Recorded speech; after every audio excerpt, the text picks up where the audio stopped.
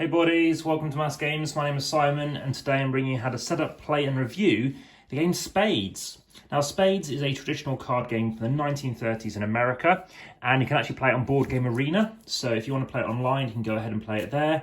I've played it there as a 4-player game, so it's 2 versus 2. You can play it solo, that's called a kind of cutthroat game. And the aim of the game is to take the number of tricks, and there's usually an amount of points you're trying to play towards, maybe 300, maybe 500. As I'm dealing out the cards, please hit the like button, showing that you're enjoying the content. Subscribe if you haven't already, and hit that notification bell for all the future videos, of which there are some planned and are scheduled to be uploaded. Additionally, check out the comments, I reply very quickly, and also the description for any updates I might have to what I think of the game, or any, I don't know, accidental mistakes, stuff like that. So, as I said, you can play this collectively or otherwise, and you do need to make a note of a score, so you need like a score pad. But again, playing online, it does it all for you. So you're going to go into your teams. So let's do something like this. It's a trick-taking game in the whist family. So inside of that family, you've got bridge, hearts, and oh-hell as an example. The main difference is the spade suit is always that trump suit. Now you can manage the cards as you wish, and as I mentioned, spades are the only thing that are trumps. You might want to keep them all to one side if you wish to do so. And lastly, you can never lead with a trump unless someone has already played it via, the fact that they can't go. So as you're playing this out, let's say we're playing to 300 points, I'm going to show you how you're going to do that. So first and foremost, you need to be bidding. So once you've seen your cards, you can bid and say how many tricks you think collectively you're going to get. So I might say I'm going to win 4, they might say 1, they hear me say 4, so they say 1, and they might say 6 or something like that. So of course that is more than the 13 cards being dealt out. You can say nil, so you can say I'm not going to bid any tricks, and you can do that blind as well. So once you've seen your cards, you could say I'm going to say nil, and if you get 0, then you can gain an additional 100 points rather than scoring just your 0. And you could do like a blind bid, so you didn't even look at your cards, and you could say before the game, we'll agree if anyone does that, then they can get 200 points or whatever that might be. So you're going to have your house rules as you wish to play it, and I have seen people do blind bids more than once and win, which has been very effective. So this is a game whereby the highest card is an ace, the lowest card is a 2. So in this case, obviously I don't have any aces. And of course, you're going to think what kind of cards you have as to what you might bid. So I think, to be honest, I might have only bid maybe 1 or 2. I've got a couple of spades here. And then you're going to start then playing out those cards. So once a dealer has drawn out your cards, you're then going to basically play from the left-hand side of that to draw out and lay out that first card. So let's say they place out, well, they wouldn't have placed out a spade. Let's hope and think it's a different card. You then must follow suit if you can.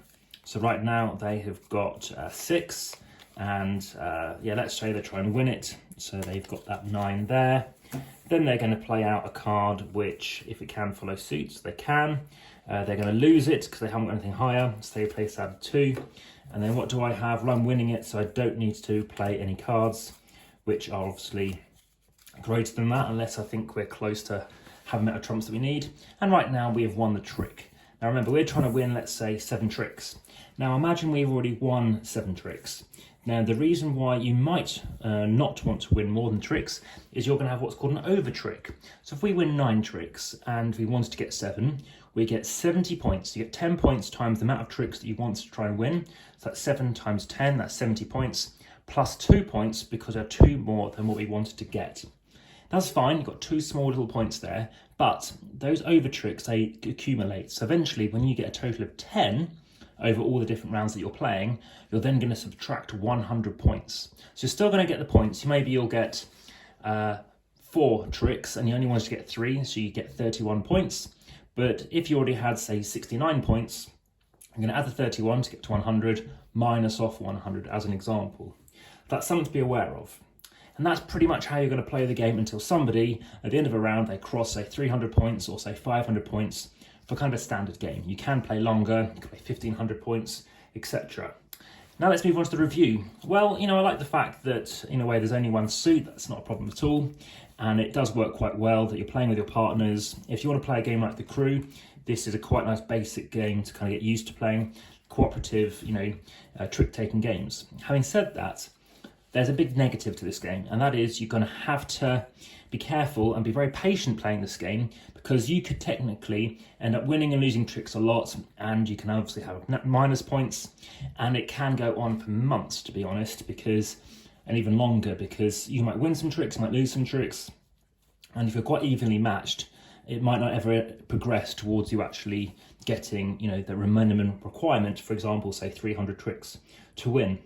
Now, the number of variants to this game as well, but I didn't want to cover those off. I wanted to keep it quite understood that, as I said, there is a common variant, the one that I did talk about, whereby you cannot lead against spades in that first trick.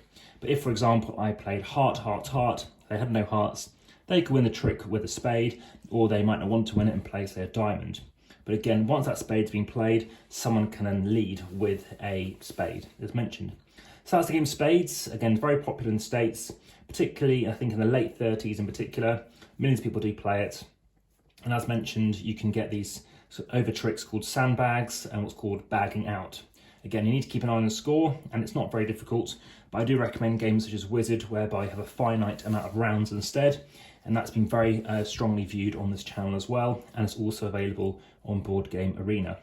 Well, hope you found that of interest. Thank you very much for watching, and yeah, maybe some blind bids, and it certainly is fun, but just keep an eye on the fact that it can go on sometime. Well, any questions, please let me know. Thanks very much. All the best. Bye for now.